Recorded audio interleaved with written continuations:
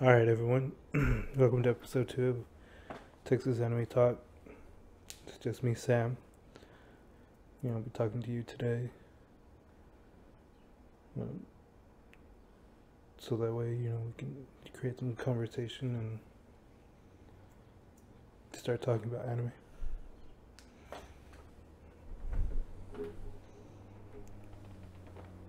One thing I want to talk about was English dubs. I'm not the biggest fan of English dubs. Once you get used to the Japanese voices, you kind of get used to it. You start to enjoy it, or at least I did,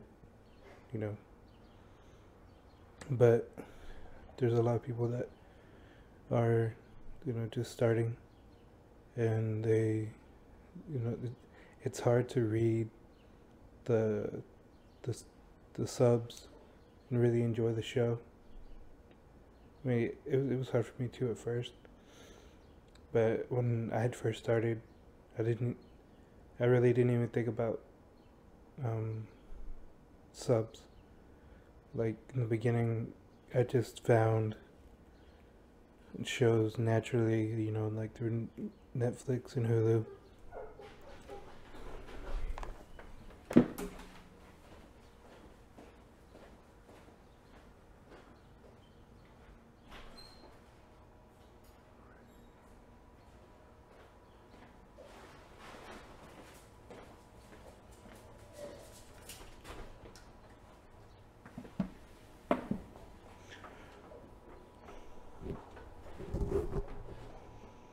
Yeah, I just found the shows, naturally through Netflix and Hulu, and everything that was on Netflix at the time, I think it was all dubbed, anyways, and so everything I had watched was dubbed. So it really wasn't much of a choice to me. But yeah, and what's a really good thing about anime right now is that a lot of people are getting on board. A lot of people are watching. A lot of people are being introduced to it really quick, and all these companies that want to make money, like Crunchyroll and Funimation, and even the people that the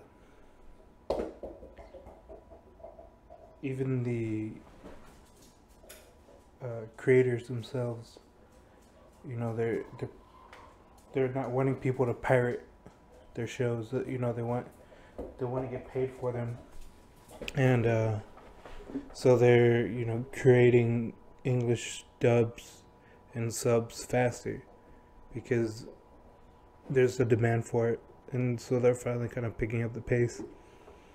Like there are shows that are coming out, like they're getting simulcast in English dub. I think Funimation is doing a lot of it, and that's really freaking awesome. Like that's something that I never really thought that would happen, but now it's something that's happening every season. I think like 4 or 5 shows are getting subbed, like simul subs, and let me see.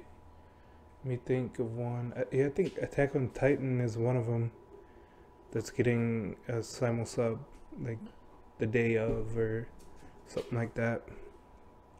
But here's the like 4 good ones that that you can watch right now. They have English dubs that are really good. And My Hero Academia is a really good one. It's just like a really good feel good show. I hadn't watched it in a while, so I just watched the first episode of the 2nd season. If you want to know if you're gonna like it or not, watch the first episode of the 2nd season. Watch like the first 5 minutes, and like that lays the groundwork for the whole show pretty much.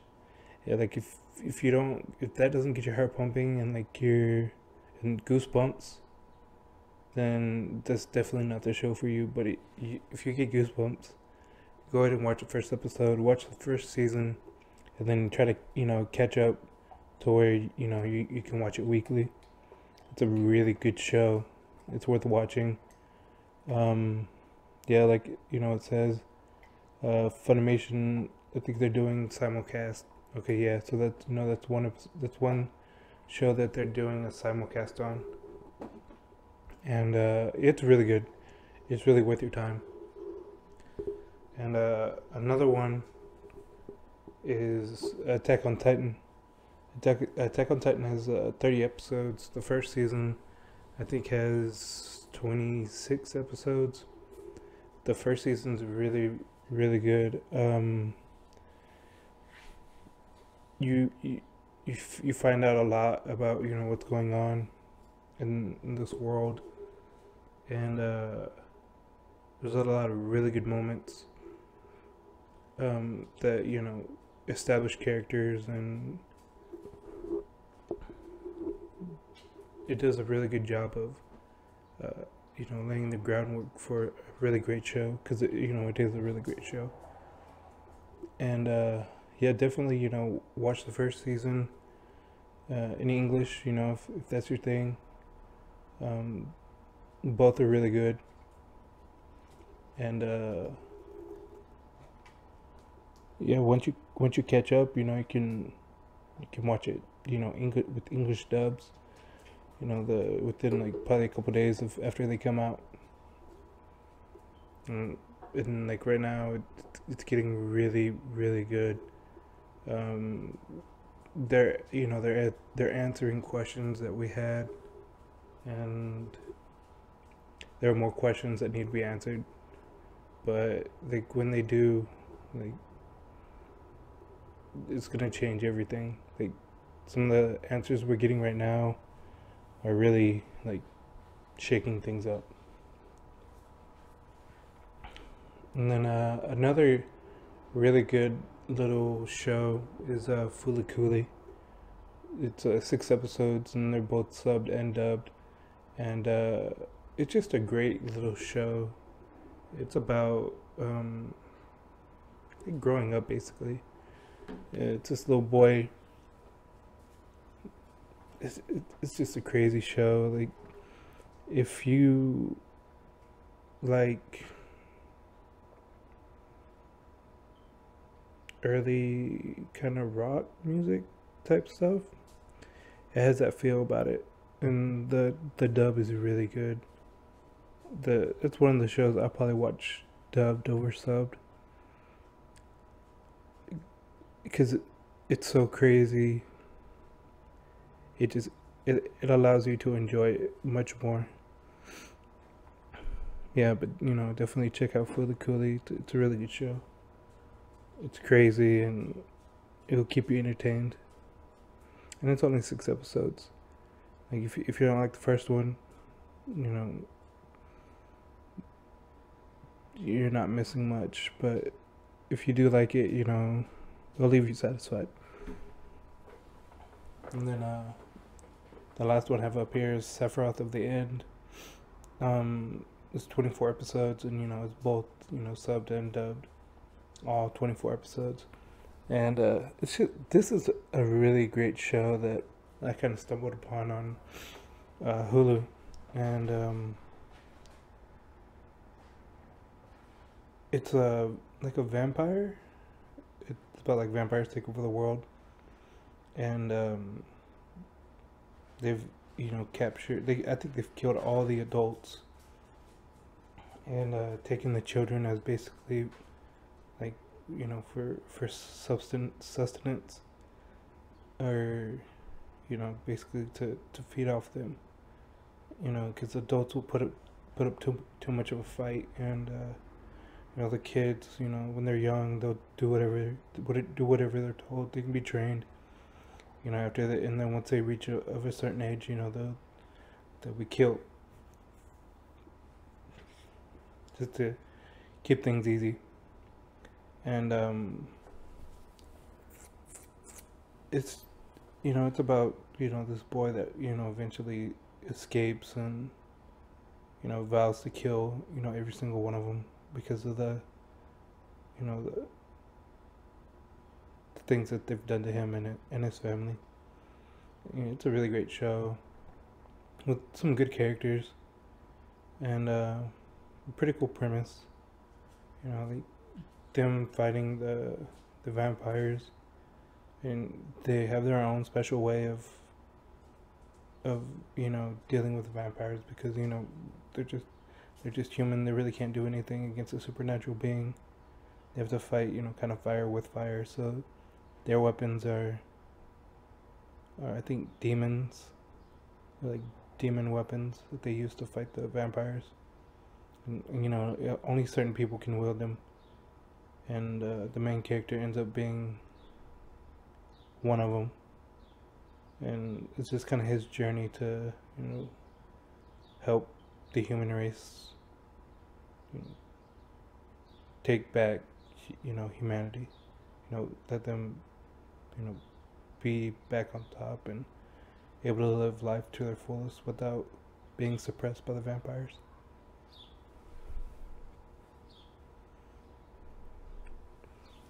And then next, I really want to talk about Dragon Ball Super.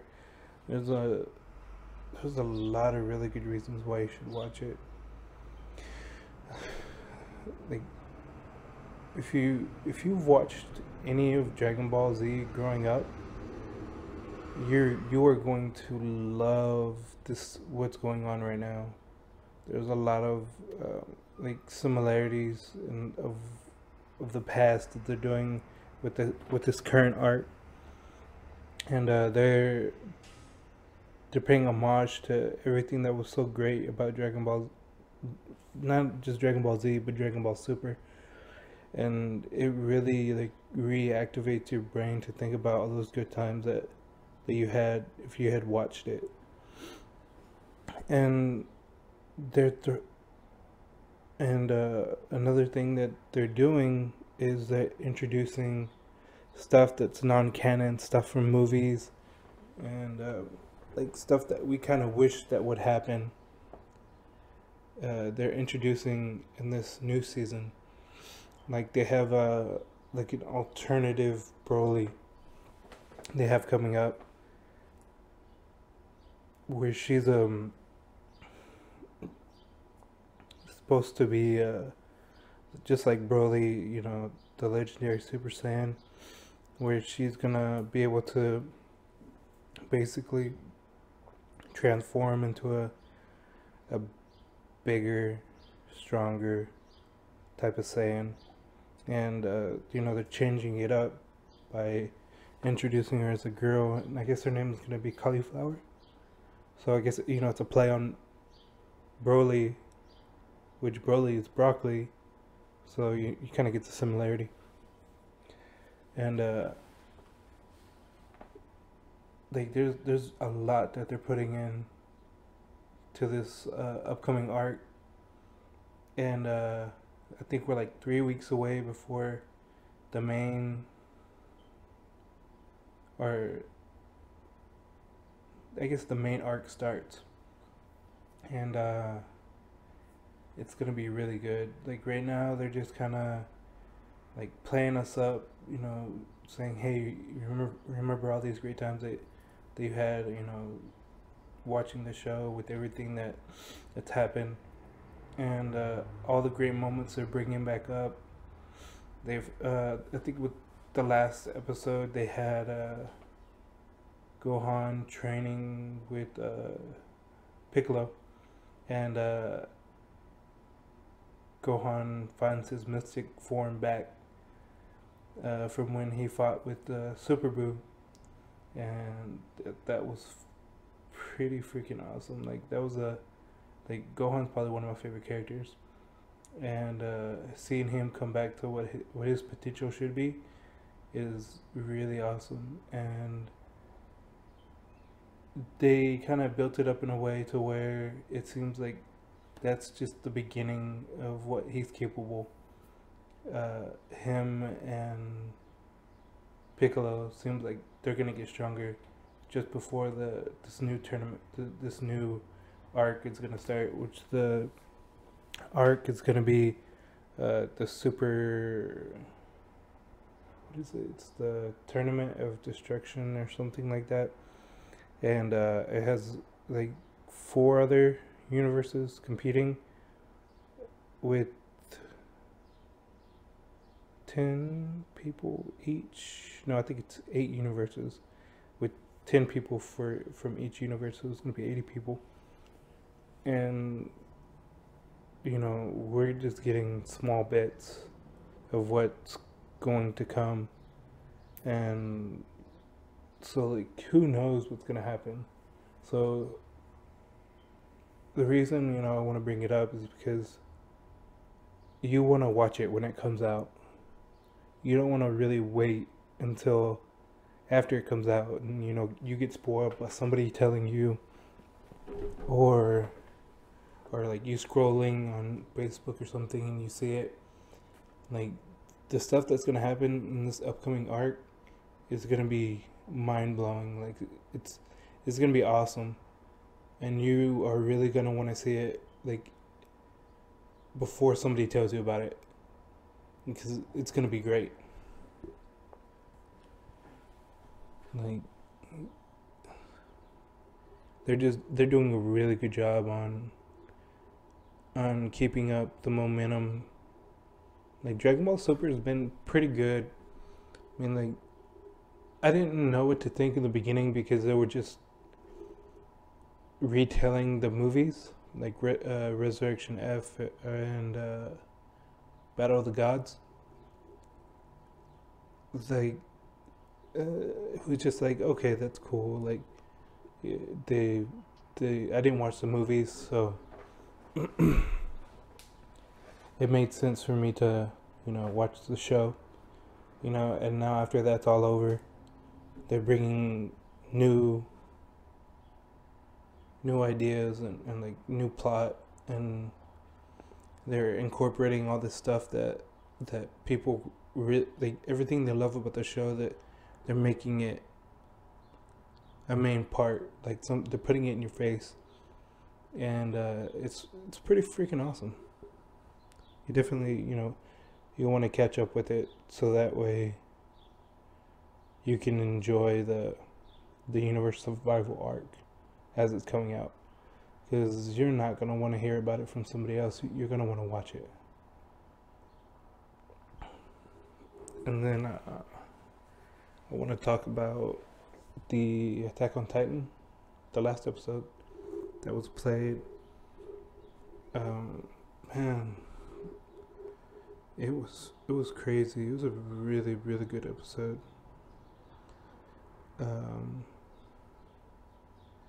Like they always kind of do, like they'll answer one question, but there'll be 2 more questions that need to be answered. Because like in the last episode, they were hinting at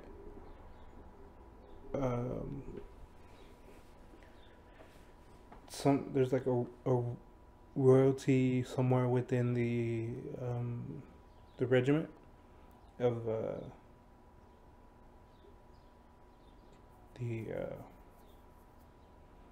the scouts, in the scouts regiment, and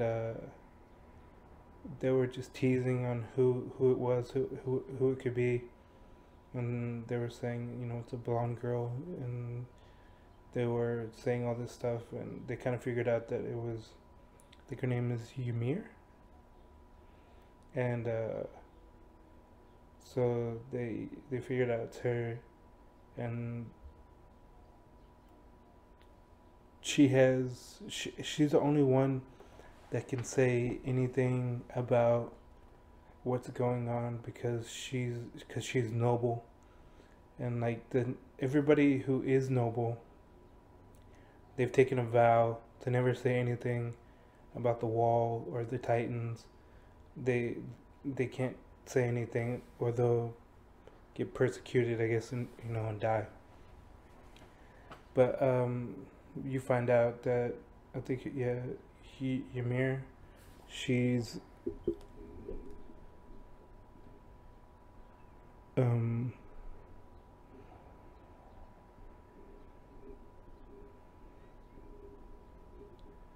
she is she is noble, you know, she's of noble blood, and she can talk about, you know, what's going on, and because she does have royal blood, but she's not part of royalty in any way. So it in this episode, you know, it doesn't really show anything outside of the scene from where they left off last time, when they were surrounded in that small castle, the tower, and there was a lot of kind of like backstory between Ymir and, what is her name?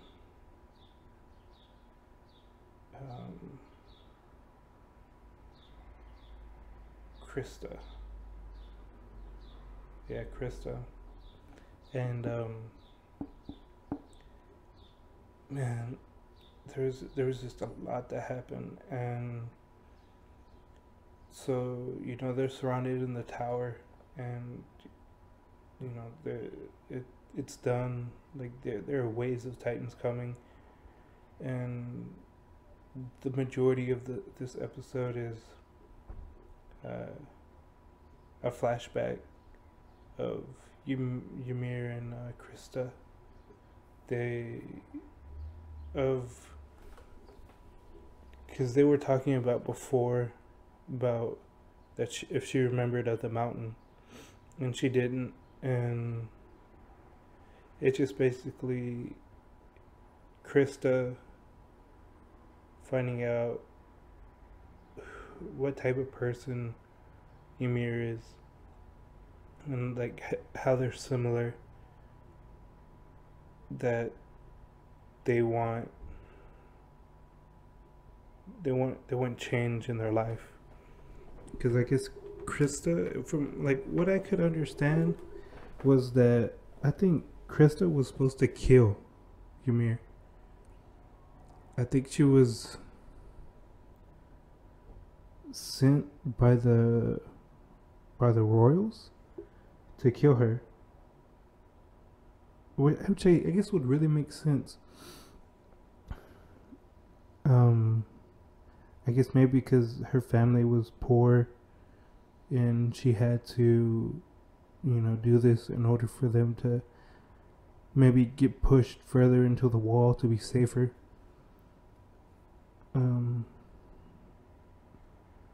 Yeah, she was, like, from, you know, what I'm saying is, I think she was supposed to kill her, and I don't think she ended up that she could.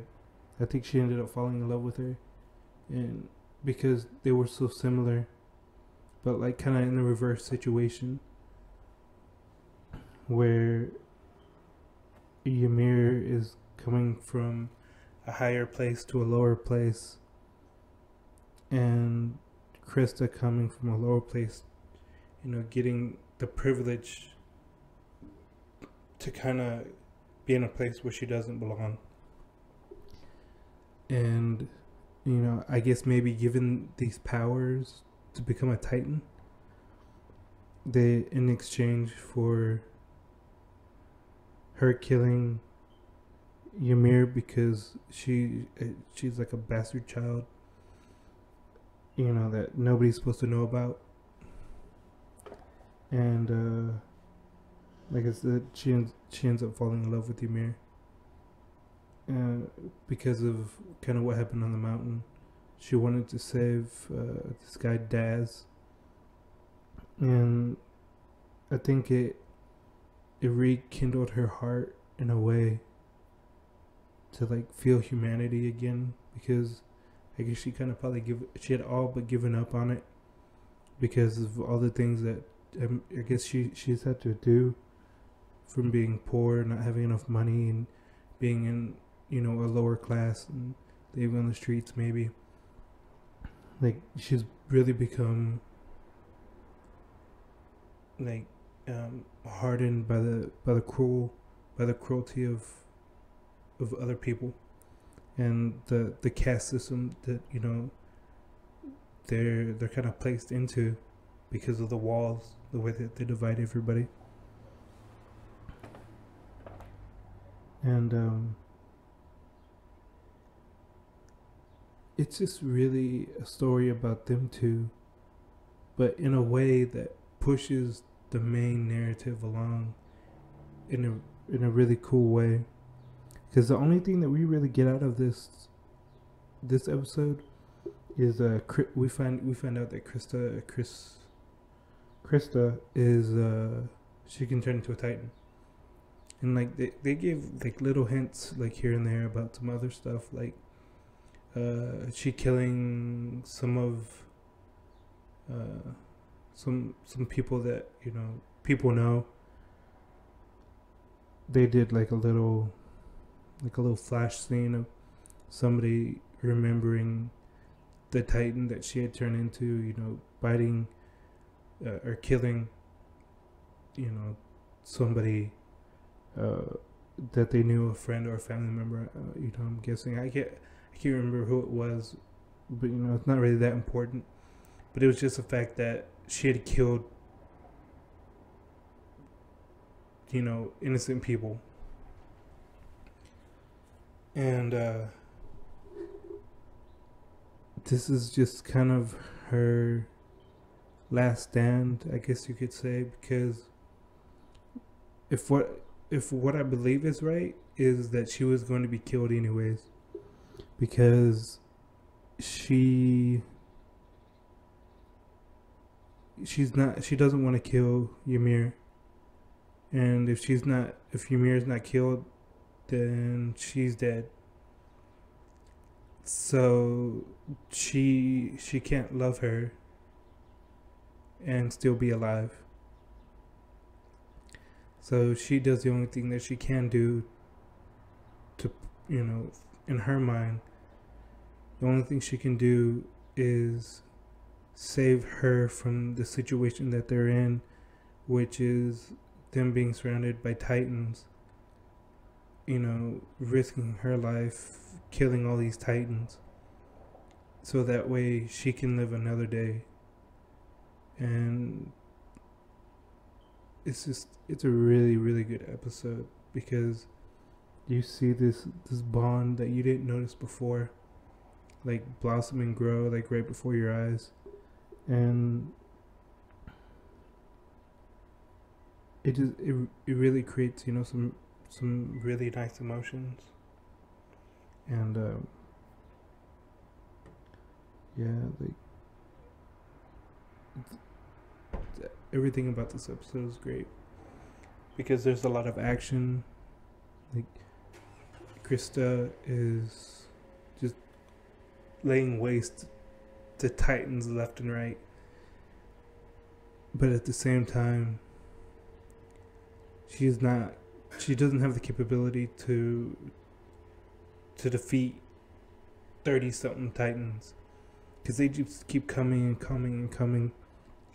Like they get a hold of her, and she keeps fighting. You know, they rip off her arm, they rip off a leg, and she's about to give up. And then Ymir, I think she tells her that she remembers the mountain, and I guess from seeing her transform, it sparked back everything that happened in the flashback. And she had realized that